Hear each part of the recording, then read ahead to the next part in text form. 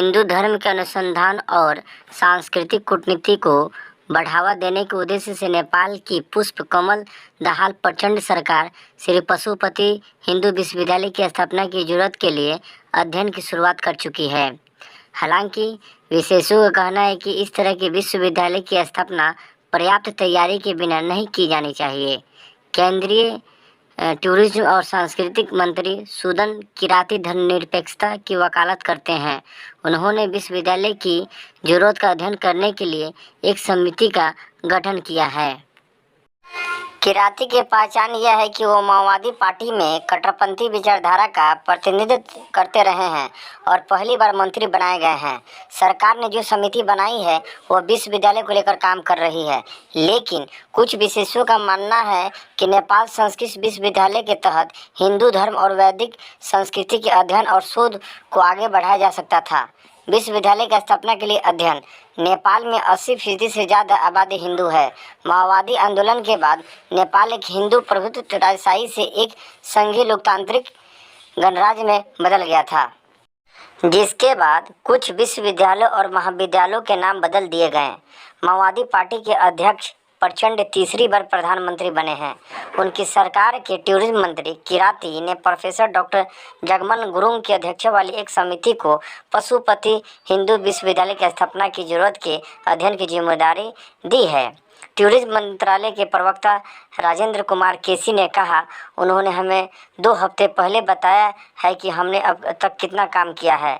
पशुपति हिंदू विश्वविद्यालय की अवधारणा क्या है, कैसे आगे बढ़ाना है, इसमें कौन से विषय पढ़ाए जाएंगे, इसकी पूरी रिपोर्ट अभी बाकी है। केसी के मुताबिक स्टडी रिपोर्ट के सामने आने के बाद मिनिस्ट्री उचित फैसला लेगी। मजबूत होगी सांस्कृतिक कूटनीति। कुछ दिन पहले एक कार्यक्रम में मंत्री किराती ने कहा था कि उनका मानना है कि पशुपति हिंदू विश्वविद्यालय शिक्षा और टूरिज्म जैसे क्षेत्रों को बढ़ावा देगा। उन्होंने कहा, धर्मनिरपेक्ष देश में सभी धर्मों का सम्मान दिया जाता है। आज तक हम विदेशी चीज़ों की तलाश करते रहे हैं, लेकिन हमें कुछ भी स्वदेशी नहीं मिला है। हम अपने विश्वासों, मूल्यों और शैलियों का स्थानीयकरण नहीं कर सके।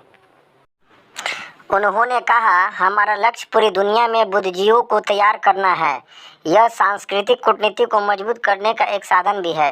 संयोजक डॉक्टर गुरुंग ने कहा कि नेपाल साधना के लिए सर्वोत्तम जगह है और नया विश्वविद्यालय नेपाल की मूल विशेषताओं वाले पाठ्यक्रमों को शामिल करके आगे बढ़ेगा। उन्होंने कहा कि दुनिया भर से लोग इस विश्वविद्यालय में दर्शन और नेपाल का अध्ययन करने आएंगे। हमने नेपाल से जुड़े विषयों के अध्ययन और शोध की बात कही है। उन्होंने कहा, दुनिया भर में गायब हो गए शुरुआती वर्जियान बौद्ध धर्म, मुडुंग किरात धर्म, जो दुनिया में और कहीं नहीं बचा है, जैसे धर्मों के बारे में बताया जाएगा। साथ ही गुरुंग जनजाति समुदाय की बान परंपरा के बारे में बताएंगे, जो नेपाल में ही लुप्त हो चुकी है। हम नेपाल की अन्य सांस्कृतिक विरासत, चेपांग और राउते जैसे समुदाय के जीवन दर्शन के बारे में पढ़ाएंगे।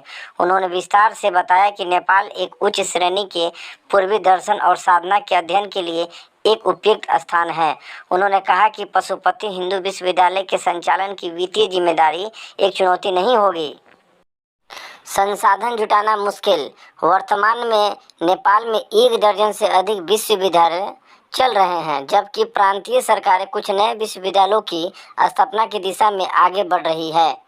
नेपाल संस्कृत विश्वविद्यालय धर्म और संस्कृति पर ध्यान केंद्रित कर रहा है, तो वही लुम्बिनी बौद्ध विश्वविद्यालय और राजश्री जनक विश्वविद्यालयों में भी काम चल रहा है। काठमांडू विश्वविद्यालय के पूर्व कुलपति डॉक्टर सुरेश राज शर्मा का कहना है कि नया विश्वविद्यालय स्थापित करना आसान नहीं होगा। उन्होंने बीबीसी से कहा, नेपाल में एक संस्कृत यूनिवर्सिटी है, लेकिन वो भी काम नहीं कर सकती अगर सरकार उसे आर्थिक रूप से समर्थन नहीं देती है। त्रिभुवन विश्वविद्यालय का आर्थिक बोझ भी सरकार ने ढोया है। उन्होंने कहा है कि आर्थिक सहायता या अन्य स्रोतों से पैसा मिलने पर धर्म से संबंधित शैक्षणिक उद्देश्यों के लिए विश्वविद्यालय स्थापित करना आसान होगा।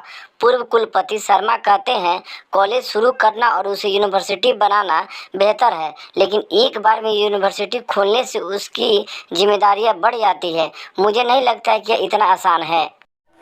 उन्होंने उदाहरण देते हुए कहा कि कई देशों में विश्वविद्यालय स्थापित करने के लिए आवश्यक न्यूनतम धन, भूमि और बुनियादी ढांचा तय किया जाता है। उन्होंने कहा कि सभी संभावनाओं को देखकर ही विश्वविद्यालय की स्थापना की जानी चाहिए। हिंदू दर्शन का अध्ययन करने का स्थान कहाँ है?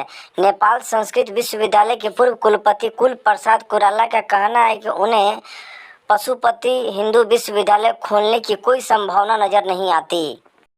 उन्होंने कहा, अब गलत तरीके से विश्वविद्यालय खोलने को लेकर तरह तरह की अटकलें लगाई जा रही है। नेपाल संस्कृत विश्वविद्यालय के भीतर संस्कृत के 12 मुख्य विषय हैं। 24 बनाने के लिए 12 और अधिक विषय जोड़े जा सकते हैं। एक शैली विकसित करने के लिए एक समान शैली को दूसरी समान शैली के साथ विलय करना है। उन्होंने यह भी चेतावनी दी है कि पर्याप्त योजना और अध्ययन के बिना स्थापित विश्वविद्यालय नेपाल जैसे देश के लिए सफ़ेद हाथी बन जाएंगे। वो कहते हैं, मेरी राय में अलग से बौद्ध विश्वविद्यालय स्थापित करना आवश्यक नहीं था, क्योंकि नेपाल संस्कृत विश्वविद्यालय में एक विभाग खोलकर बौद्ध दर्शन पढ़ाया जा सकता था। अब योग माया आयुर्वेद विश्वविद्यालय खोलने की बात चल रही है। संस्कृत विभाग में आचार्य तक 8 प्रकार के योगों का अध्ययन किया जाता है। विद्वानों को अध्ययन करवाकर संस्कृत विश्वविद्यालय की एक शाखा के रूप में हिंदू धर्म के अध्ययन और शोध पर बल देना उचित होता। हिंदू राष्ट्र की मांग।